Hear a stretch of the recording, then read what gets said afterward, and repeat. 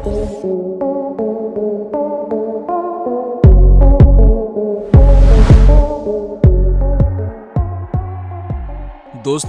यूं तो आज के जमाने में एक से बढ़कर एक नए नए आविष्कार हमें देखने को मिलते हैं, फिर चाहे वो मोबाइल फोन का आविष्कार हो या फिर हवाई जहाज का।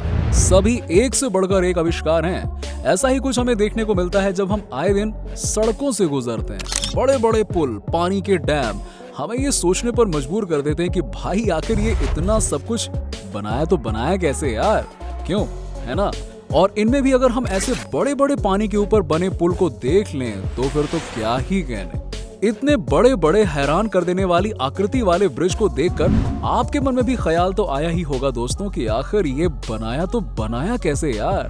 चलिए आज आपकी इस जिज्ञासा को भी दूर कर देते हैं और बताते हैं आपको इन हैरान कर देने वाले पुलों के पीछे की दास्तां। तो चलिए बिना किसी देरी के शुरू करते हैं आज का वीडियो। दोस्तों, यूं तो जैसा कि हमें देखने से ही पता चल रहा है कि पानी में इन पुलों को बनाना कोई बाएं हाथ का खेल तो नहीं है, जो छड़ी घुमाई और लीजिए तैयार हो गया आपका पुल। नहीं, ऐसा नहीं होता है। इन्हें बनाने के पीछे होती है इंजीनियर्स की कड़ी मेहनत, काम करने वालों का खून पसीना, पानी में बहाव को झेलने की मशक्कत और सही सामान ना मिल पाने की दिक्कत, और साथ ही साथ कई महीनों तक होने वाली रोजमर्रा की दिक्कतें, जिन्हें झेल कर और पार करने के बाद बनते हैं ऐसे मजबूत पुल, जिनसे बनता है आम आदमी का जीवन थोड़ा और आसान। जी हाँ, जैसा कि हम जानते हैं कि इन पुल की मदद से न केवल एक हिस्सा दूसरे हिस्से से आसानी से मिल पाता है, बल्कि हमारे समय की भी बचत होती है। लेकिन क्या आप इस बात से वाकिफ हैं कि पानी और जगह के अनुसार ही इन पुल का निर्माण होता है? नहीं, ये सच है दोस्तों। किसी भी पुल को पानी पर बनाने के लिए सबसे पहले उस जगह का निरीक्षण किया जाता है और साथ ही साथ पानी का भी, और इसके बाद ही इंजीनियर ये डिसाइड करता है कि यहाँ किस आकार का और कितना बड़ा पुल बनाया जा सकता है, क्योंकि एक ही तरह के पुल हर जगह पर नहीं बनाए जा सकते।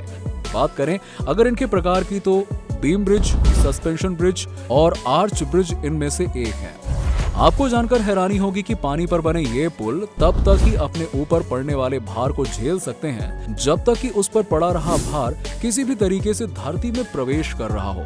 यही वजह है कि पुल को मजबूत कंक्रीट स्टील द्वारा निर्मित खंभों पर टिकाया जा सकता है, जिसकी मदद से ये पुल न जाने कितने ही टन का भार आसानी से झेल जाते हैं। ये खंभे मजबूती के साथ इस पुल से जुड़े रहते हैं और पानी के अंदर मौजूद जमीन में गड़ जाते हैं, जिसकी वजह से पुल की मजबूती बनी रहती है और इस पुल से गुजरने वाले लोगों और वाहनों को भी किसी परेशानी से नहीं गुजरना पड़ता है। लेकिन किसी भी पुल को बनाने में सबसे बड़ी चुनौती इन खंभों को बनाना और पुल की नींव को बनाना ही होता है। उस पर अगर पानी का स्तर ज्यादा गहरा हो तो फिर तो काम करने वाले मजदूरों और इंजीनियरों को काफी दिक्कत भी उठानी पड़ जाती है।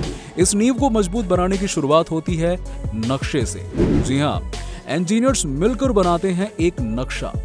नक्शा बनाते हुए रखा जाता है कुछ महत्वपूर्ण बातों का ध्यान, जैसे कि पानी के स्तर की अधिकतम और न्यूनतम गहराई, पानी का बहाव, पानी के नीचे वाली सतह की मिट्टी, पुल पर चलने वाले वाहनों का अनुमानित भार जैसी बारीक लेकिन महत्वपूर्ण बातों को विशेष तौर पर ध्यान रखा जाता है।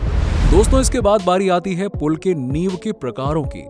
नक्शे में यह भी देखा जाता है कि पुल के लिए किस प्रकार की नींव बनाना सबसे ज्यादा अच्छा रहेगा और फिर उसी हिसाब से नींव तैयार की जाती है। इस नींव को कॉफेडम कहा जाता है। खंभों को बनाने के तरीके के हिसाब से ही नींव यानी कि कॉफेडम को भी बनाया जाता है, जिसकी वजह से कभी हमें गोल आकार के तो कभी हमें चतुर्भुज आकार देखने को मिलते हैं। अब आप सोचेंगे कि यार ये कॉफेडम का निर्माण कैसे किया जाता है ना? चलिए आपको बताते हैं। दोस्तों, कॉफेडम बनाने के लिए कंक्रीट स्टील का प्रयोग किया जाता है, क्योंकि ये स्टील वाकई में काफी मजबूती वाला होता है। कॉफेडम के लिए इसी स्टील के बड़े बड़े आकार वाले पीसेस को बनाए हुए स्ट्रक्चर पर फिट करा जाता है। इनका आकार या तो गोल होता है या फिर चतुर्भुज। इसके बाद इस कॉफेडम को मशीन की मदद से उठाकर पानी के बीचों बीच अंदर रख दिया जाता है।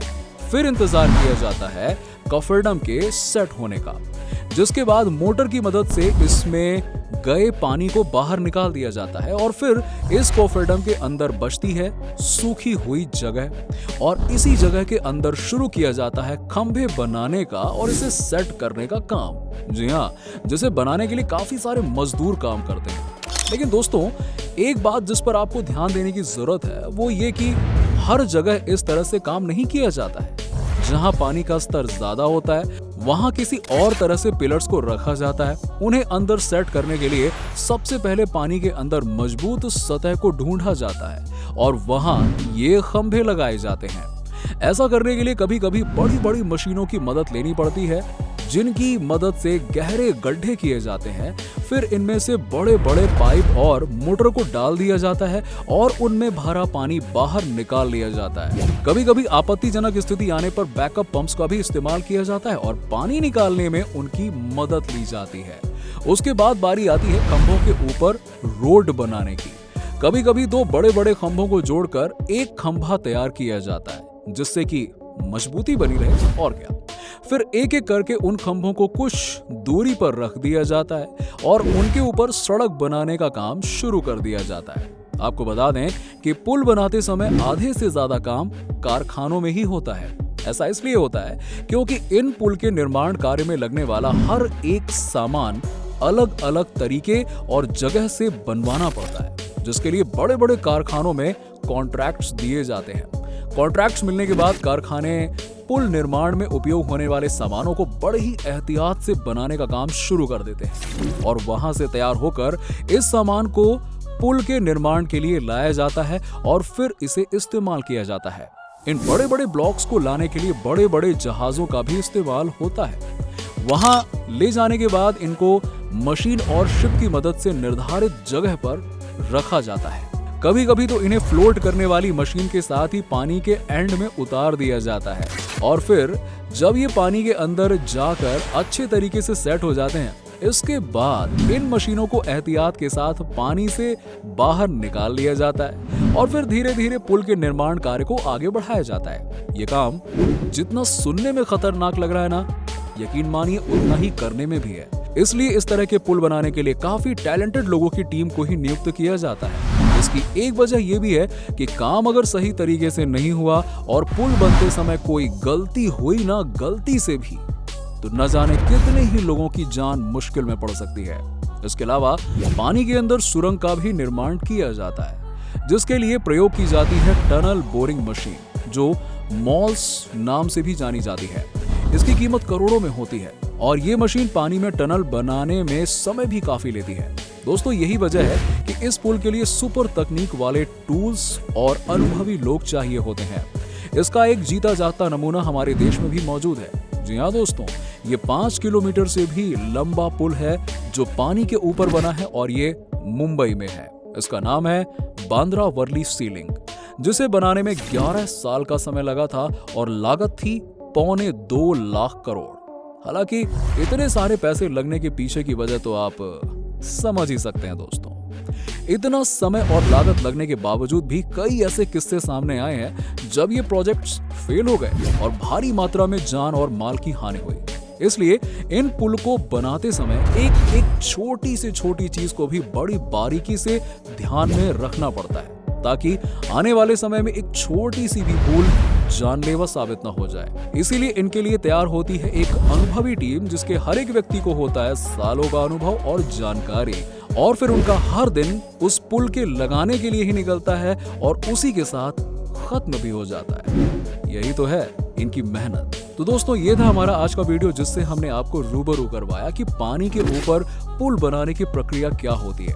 उम्मीद करते हैं कि हमने आपके मन में चल रहे सभी सवालों का जवाब दे दिया होगा और आपके मन की सारी जिज्ञासा को हमने समाप्त कर दिया होगा। आज के वीडियो में बस इतना ही।